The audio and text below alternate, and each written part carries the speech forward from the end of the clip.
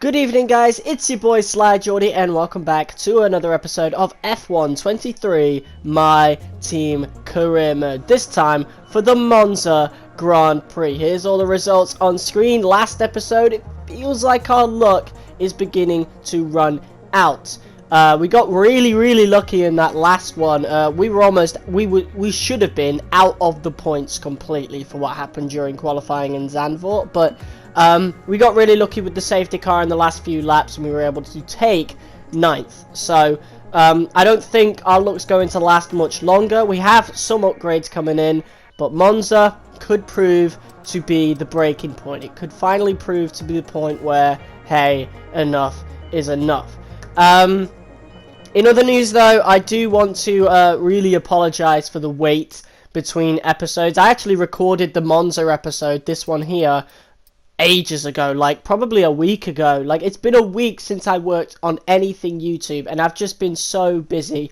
As you can see on screen though, since red flags got fixed, I finally remembered to actually turn them on this time. Whether or not we actually get them this episode, you'll have to find out. But I have them on increase just to like increase the chance that we do get it, just to cover off the fact that we haven't had it before. So after a couple of red flags, I think we'll switch it back to standard. But yeah, we're going to get another upgrade here, the heave dampeners, which should really help in the chassis department. But yeah, back to what I was saying earlier. Huge apologies for the lack of uploads. I've just been so busy. As you guys know, I have been working pretty much every day apart from Monday over the summer. So the consistent uploading's not going to get there until at least September. And this Monday, of course, I may or may not have had a teeny bit of a date. So, yeah, I just literally have not had time between work and focusing on that person. So, yeah. Obviously, this rivalry thing, I really hope that gets fixed, because I'm sick of, like, this is the second one in a row that I've had to reject, because we're not competing with these guys, you know?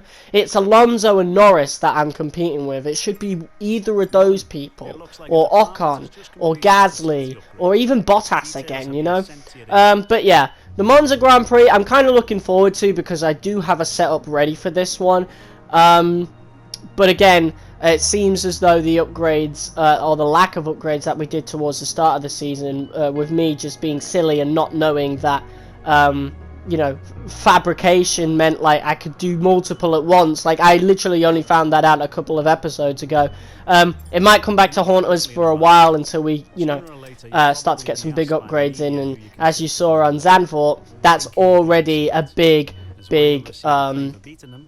warning. You know, Zandvoort seems to have been a warning. So Monza could get a little dangerous. Of course, Teo Pourchaire is getting more or less the same results as Drugovich did, if not a little worse for now. But I'm going to put that down to the fact maybe his car parts are a bit worn. Of course, he has inherited Drugovich's car. But yeah, we're in the second half of the season now. So yeah. My aim is to actually finish this first season before the end of the 6 weeks holiday, which I think we can do. We're in week 4 of the 6 weeks now, not even halfway through week 4. And as soon as I've uploaded and finished this episode, I'm going to get started and working on the Singapore episode. So yeah, which I haven't done anything for other than like a couple of practice sessions. So those of which I don't even record anyway. So yeah, looks like the weather forecast is looking to be pretty good, which could be good or bad depending on how you look at it. Like, you know, if we're going to struggle in this, we might want a bit of rainy weather, like some wet weather, so we can, you know, we're pretty good in the wet. If Monaco was anything to go by, and I'm pretty sure in Hungary we were doing well in the wet until, you know, the weather started to dry up and we started to drop back a bit. But yeah, in wet weather we seem to be pretty good, and the field is bunching up a bit more. Of course, we had some upgrades come in, so we're getting eerily close to AlphaTauri now. But unfortunately, we have some parts that are wearing out now, and I do want to save them just a little bit longer, so we're actually going to leave it for Monza, which could be a huge mistake, you know, because I already feel as though our luck is beginning to run out, and maybe Zandvoort just wasn't enough of a warning.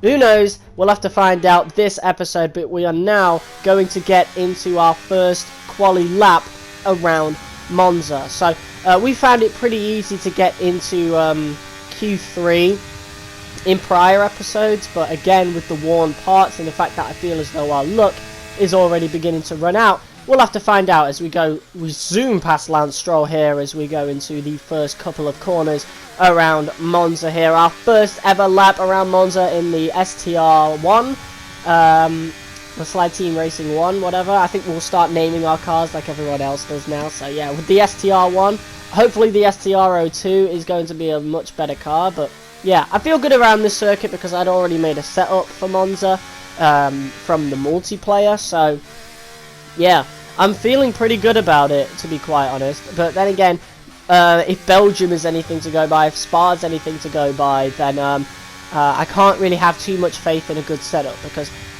my setup ended up being really good for qualifying around Spa, but not the greatest in terms of the race. But again, that might just be down to the car's performance. I'm going to use the same setup for next season, and it'll be the same for Monza as well. So I am really looking forward to that second season when we're going to have a lot more money to put into the car. But I felt like we've had a pretty good lap here, so we'll have to find out just what time we do get, and it is a 1:21, which is the second quickest. But of course, the people below us are people that we've beaten all season. So honestly, I'm not too surprised by the P2 so far. So we'll have to see what we've got next. As we go on to our second lap of Q1 here, purple first sector, green second sector, and we look to be pretty good in this particular section. It gets so satisfying, this F1 game, when you actually get the corners right. I mean, every F1 game is really satisfying if you nail certain corners, and yeah, that particular section there, very satisfying as we go to up to half a second up to up from our original time, as we set a 1:20.6, and that is enough for P7. So obviously, as expected, out of Q1, that's all that matters. And yeah, let's get started on our first lap of Q2, which is 2 green sectors. Of course, it's not going to be like anything major just yet. This is only our first lap, and I like to do my first lap more like before most people. So yeah, here we go. About to set a lap time here, and it is a 1:20.7, which is the exact same as we set at the end of Q1 there, as we have a slightly less satisfying corner going over the curb a little bit there, just about obeying track limits, and now we're in the red. So this time doesn't look very good for Q2, unfortunately. So yeah, we could actually get knocked out here. Even though we did set a purple sector, it seems as though that section completely ruined the good time that we had, and the time that we do get is actually eerily close, a 1:20.6 actually, so it might have been faster. Strange. But either way, yeah, that was a faster time, even though it didn't say so. But yeah, that 1:20.6, just a couple of tenths faster, or a couple of hundredths, or whatever. We just about make it out of Q2. So the field is getting quite close now, and we are dropping off now since people are getting faster, even though we were always bottom of the table. So that means, after all the talk we've done over R&D in the past, that means people are catching up in areas that we had strengths in. So in this one, I wanted to save some extra soft tyres for the actual race. So therefore, in this qualifying, since we only just made out of Q2, I don't think we're going to make it much further past P9, to be quite honest. So we're going to be using a worn set of softs in Q3, and we're going to skip all the way to the end of the session. So you know, track evolution takes effect, and you know, we can still get a pretty fast lap time. So we'll have to see as we are about to get this lap underway.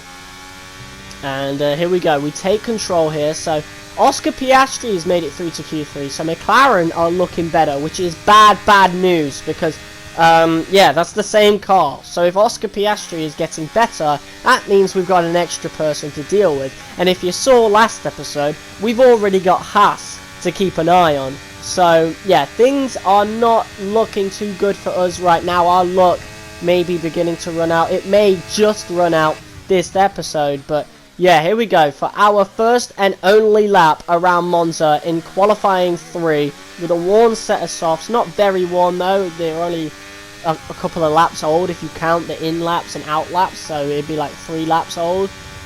So yeah, I think we could still get a pretty good time and we could, you know, get a P9 or whatever, but I'm not going to be too sad about it, you know, even if we finish in P10, because honestly, making it to Q3 is good enough for me, especially since we really, like, barely improved on our time for our second lap of Q2. But yeah, the car is feeling pretty good in terms of the setup, but again, I don't know how it's going to do in terms of the race, and obviously we've got some worn parts that will obviously be needing to be replaced for the Singapore Grand Prix. So yeah, we'll have to see what happens as qualifying has now come to an end. So whatever lap time we've got is it's just going to stick as we do. Oh, we hit the gravel. That could have been a really good time, you know, who knows.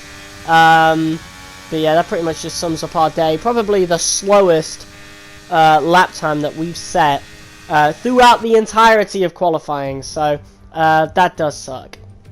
We're back in Italy once again for another round of the Formula One World Championship. And what a great race is in store for us today, here at the oldest circuit on the calendar, which hosted its first race all the way back in 1922. We're 12 miles northeast of Milan for today's Grand Prix at a Monza circuit where we can expect top speeds of around 215 miles per hour. 11 corners on this 3.6 mile track, with 7 of those coming in the form of chicanes. And with a good slipstream and DRS open, there should be plenty of opportunity for some passing here today. Off the back of a fantastic qualifying session, it's time to see how our starting grid looks like for today's race. Charles Leclerc lines up on pole position, and Max Verstappen lines up alongside. Considering the rest of the grid, we have Hamilton, Perez, Russell, Norris, Sainz, Fernando Alonso, Oscar Piastri, the owner driver, Ocon, Stroll, Tsunoda, Hülkenberg, Joe, Théo Pourchaire, Bottas, Magnussen, De Vries, Gasly, Albon, and Logan Sargent. Now it's almost time for lights out, so let's go down to the track. Also here, of course, is Anthony Davidson. Now, can I get your take on Max Verstappen? That was a great win in the last race, but can they keep that momentum this weekend? There are never any guarantees in this business, but certainly the performance last time out would have boosted their confidence coming into this one. So yeah, it looks like we've got Oscar Piastri to also deal with in terms of competition. And you could tell this was recorded before the last patch, because the looking around thing in the cockpit before a race is actually broken, which got fixed in the last patch. But yeah, this is the strategy we're going to go with. Well, actually, I don't know. We might be starting on the mediums. Are we going to be starting on the mediums? I don't know. We've saved a set of softs. I don't want to go mediums to soft. I don't know why I was even considering that. I really hope not. But maybe I just felt that way. I can't really remember my thought process going into it. So mediums to softs might actually be the idea. Or will it be softs to mediums? Will it be softs to hards? I don't know, and that's the issue. I don't really know what strategy to go. I didn't know what strategy to go with, you know, in terms of this particular race. Because for every single other episode where I've recorded it even days afterwards, I remember what strategy I went with. But I don't actually remember this one. It could have been either. Any of them could have worked, and you could tell I put a lot of thought into it. But I think, yeah, softs to mediums is what we're going to go with as we begin this formation lap. So we are starting in P10. Couple of people in front of us. Okay, Piastri's on the mediums, Alonso's on the hards, so that might be really good for us if we can get a good start right off the gate. But yeah, I'm not sure how this race is going to go, but at least qualifying went a lot better than Zandvoort did. So even if our car is pretty weak, we know we're pretty good at defensive strategies, so let's try and keep this position. And now we go up to 5 red lights, And it's a pretty decent start for everybody, essentially, and I'm glad they fixed that because it was so easy to get in front of people before, and looks like we did have a better start. Okay, maybe they didn't fix it, I don't know, but we have pushed all the way up to P7 now, pushing Norris, and Sainz is there as well. We're falling back a little bit to try and avoid collisions as Alonso goes over the curb, but we have gained 2 positions, and it looks as though Piastri has fallen back a little bit, so Lance Stroll got a really good start as well, as we now use a bit of ERS to try and keep up with the 7 people in front of us. And Norris being in 6th place is not good news at all, because that was someone we're competing with. We're competing with McLaren in the constructors, so at least Piastri is out of the points, and that's what really matters right now. But I do still want to finish in front of Norris, and of course same with Fernando Alonso, who is actually on our tail right now, still keeping up with us pretty well, even though he's on hard tyres. So that shows, like, even though we were using ERS as well, that shows our worn parts as we really get aggressive there with Alonso, so much so that Lance Stroll actually does overtake him. And on the straight here, we're going to be in even more trouble now that Lance Stroll has had such a good exit out of that corner. He's also on the softs as well. And yeah, looks like this is going to be a pretty defensive race, as yeah, our defending already, we've lost Sainz and Norris. They're already almost 3 seconds ahead of us, which is insane. How quickly you can lose time around Monza, as now we've got a rear wing failure for the DRS, not as if we're going to be using it anytime soon. But yeah, on to the 2nd lap, and we look to have already lost Lando Norris, and looks as though we're going to be defending our points against Stroll and Alonso. And defend it we will, as we go on to lap 3, going on to lap 4. Lance Stroll is now pulling on us. Nico Hülkenberg has found himself into the mix there. He's in P10, Alonso's in P11. And of course, I'm getting another warning from my engineer. Like, we've got some really worn parts here, and I really should have put in new parts for Monza, because Monza's the quickest track, one of the quickest tracks on the calendar. I really should have renewed it, but whatever.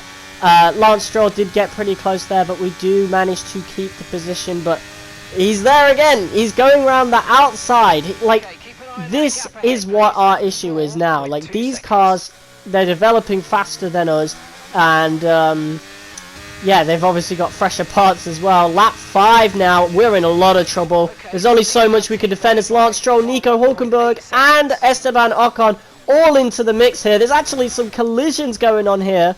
And somehow, some way, we've all come out virtually unscathed. I don't know how that has occurred. But yeah, as we now try to take on Nico Hülkenberg on the outside using ERS here, but as soon as we turn it off, I mean, look, he was already getting a bit in front of us. Like, we're really having to rely on our ERS, as I do slow down quite a lot. Very aggressive defending right there, really slowing down the pack behind us by a second. We literally gained a second from that really aggressive defensive maneuver, but not too long afterwards, Nico Hülkenberg is once again caught up to us. These softs are not doing us any good, as Hülkenberg has overtaken us for P8. And all this fighting, Lando Norris is well off into the distance, almost 9 seconds ahead, as Esteban Ocon now looks to take us on. We look to take on Hülkenberg with DRS, of course. We actually overtake him, and we're going to try and overtake Ocon once again. Well, that was beautiful. We do manage to keep it very cleanly as well. There was no like proper aggressive defending needed there, as we have retaken P8 on lap 6 here. And now we go on to lap 7, and look at how quickly Esteban Ocon actually catches up to us in this short amount of time. He is half a second behind us. Now look at this. Look at how much he has pulled on us with the DRS. He's probably using a bit of ERS as well, and we're really struggling on these softs. I mean, look, we did... wow, very close to a collision there. I made a little bit of a mistake going over the curb. So we do manage to stay in front of Ocon just about, but I mean... did you see the amount of time he gained there? We are knackered on these softs. Absolutely knackered, as Esteban Ocon now looks to overtake us once again. And I don't really try to fight it. because he's got DRS, so I'm going to try and get into his slipstream, try to maintain as much of the speed as possible as he tries to cut us off here. I try to go around the other side. We do crash into him, make a little bit of contact, so I go a little wider than I really would like to, just to give Ocon a bit more space, as now we're actually overtaking him around the outside here, and we're already all the way down to 7% ERS. As soon as we switch it off, Ocon back in front of us, and we're just gonna really, I may have to turn the corner thing to strict for Season 2, because I do kind of feel bad about doing that. But I think we were just about in track limit still, like really just about. But these softs, absolutely knackered. We get an insane amount of understeer there. And yeah, I'm just going to box this lap. Like, I should have boxed the lap earlier, or even lap 7. I don't know why I tried to drag these as far as I could. I don't understand it. I don't understand what my strategy was here. It's been ages since I recorded this race, so... yeah, not good as Nico Hulkenberg looks to overtake us. Valtteri Bottas is now into the mix. This is the first time we've really competed with him since Imola, so the other Italian Grand Prix, as we look to pit. And unfortunately, Bottas and Ocon are both pitting with us. And I think Gasly's there as well, or it could even be Ocon. No, Ocon. Yeah, Ocon is in the pits already. We've just overtaken him in the pits, but I don't think we're going to stay in front of him. Gasly is staying out. Verstappen pitted the lap before, so we really should have pitted. We should have pitted the lap before for these hards. It would have been a lot better of a situation. Like, clearly our car is one of the worst on the grid, especially now with these really worn parts as Fernando Alonso comes speeding past us, going right past Ocon, and we're really hoping that those two battle quite a bit, because obviously we can really gain some proper good time on them as we continue here on lap 10. Fernando Alonso, Ocon is going to try and, well, we're going to try and overtake Ocon, which we do. Very aggressive overtake right there, but because of how much time was lost during that overtake, Fernando Alonso is a second ahead. So, yeah, we have now lost Fernando Alonso, so it could not have gone any worse. Oh! And we got a red flag, and it's actually our teammate Théo Pourchaire who's crashed out a bit further down the road. I don't know what happened there. I wish we could look at a replay, but our teammate Théo Pourchaire has crashed. He's really having the worst possible debut in F1 right now. And it's not his fault, let's be real. Our car is just not up to par right now. Like, if we were putting our overall and comparing it to the rest of the grid, we're like up there. Like, we're championship contender. But when it comes to AI, yeah, when an actual AI is driving our car, they're not going to get anywhere near the points, and it does suck. But that's just the situation we're in right now until Season 2, where, well, until a little further into the season, where hopefully we actually get some nice stipulations. But we're going to continue on the hards. Alonso's now on the softs, but we're going to see if we can get ahead of him again. Gasly's there. Logan Sargent in the Williams is there. Nick De Vries is up the road. Like, this red flag could not have come at a better time. And yeah, that was our first ever red flag on the F1 game, and it's already shook things up quite a bit as we try to gain some space here. I did kind of cut off Alonso a bit more than I would have liked, as in, like, I shouldn't have cut him off at all. I don't know what happened there, quite frankly, but our underbody is now taking a bit of damage, so yeah, and we're going to struggle now, because this is probably people's last stint, you know. So I think we can definitely overtake Sargent, but Gasly upwards is going to be a big issue. Verstappen is in P10, so there's no way we're actually getting in the points now until Verstappen actually pisses off. So yeah, it does suck, but we have overtaken Sargent. Bottas is a bit further behind.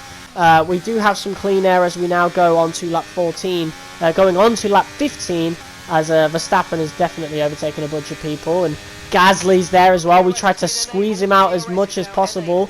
No DRS for this lap just yet, since Gasly's wing wasn't open, and it is 3 wide in this situation here between me, Gasly, and Bottas.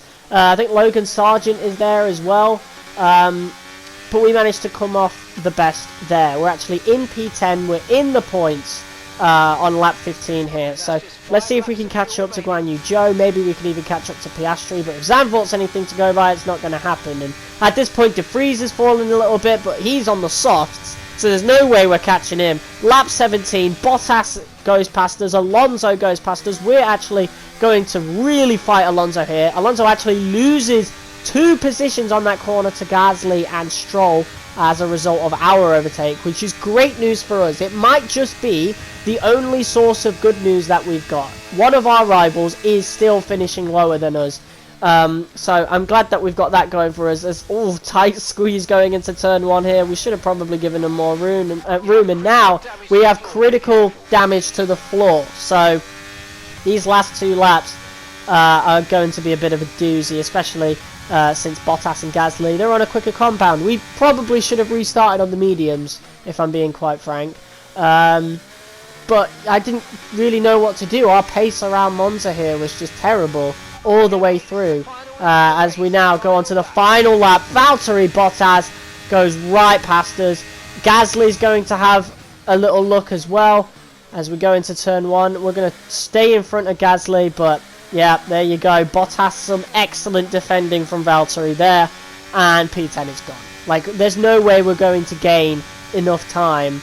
So yeah, this is it for the first time since Jeddah, in a race that we actually do finish.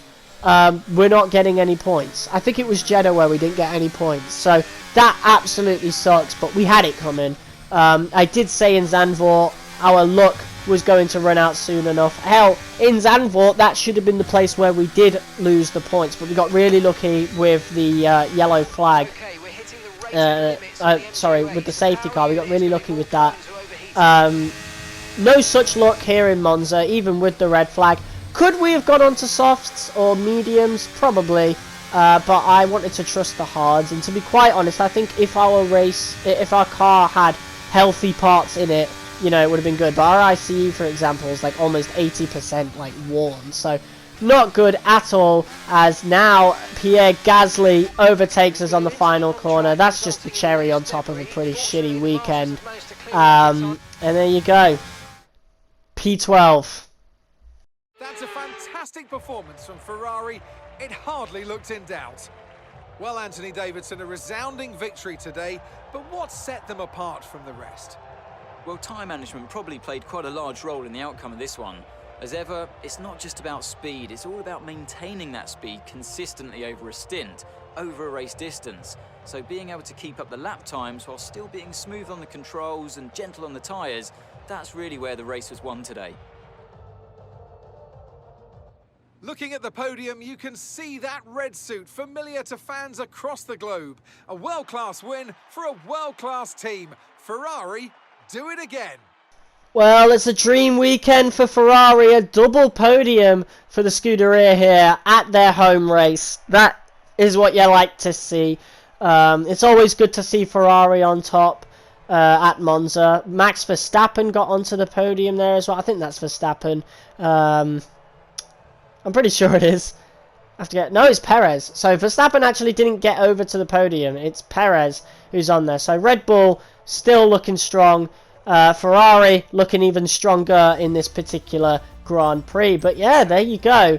And here is the end of the table. So we actually, look, Nick De Vries scored points again. He's having a much better season in, you know, my series. Logan Sargent fell down the order quite a bit to P18. Of course, our teammate was knocked out.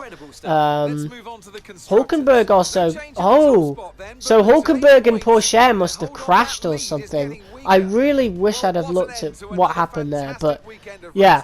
I think the only positive point we could take from that whole race weekend was that Fernando Alonso finished below us. He's one of our rivals, but... and Lando Norris! Ooh! Okay! So, maybe a little bit of luck does still remain. We didn't score points, but neither did our rivals. And I wonder what happened with Lando Norris, because he finished last. I wonder... Did he have a bit of a collision? Was he just not able to get past any of the cars in front of him? What happened? I never noticed that. I remember focusing on Fernando Alonso, like, not finishing out of the points, but I thought Norris was up there, and we actually don't get any revenue for that race weekend. So, yeah, unfortunately, and that does suck, because even if we'd have gotten P10, we would have gotten at least one of those sponsors done, because McLaren didn't score any points, and neither did Aston Martin. But, yeah, there it is. So, just to make sure I don't forget, next episode we're actually going to go straight to R&D, and we're going to go look at these parts. Obviously I'm going to renew some of these parts going into Singapore, of course, so hopefully we do get some of these new parts, because we really do need to start catching up on the R&D, which is something we've been really focusing on. We have gotten up to the point where we're pretty much neck and neck with AlphaTauri, but they could have a big you know, a big jump in the R&D at any point, so we really do need to just get on it and stay on it. But we also will need to keep an eye on the stipulations that we do get for next season, you know, the new regulations, not stipulations. I guess that could mean the same thing, I suppose. But yeah, we're going to fit completely new parts all across the board, apart from the energy store, I think. So I don't even think we need to do the control electronics yet, but I might end up doing it anyway. Let's have a look. So yeah, MGUK, ICE, MGUH, all new. We're gonna probably fit a new turbocharger. Yes, we are, I think. Yes, fitting a new turbocharger, control electronics.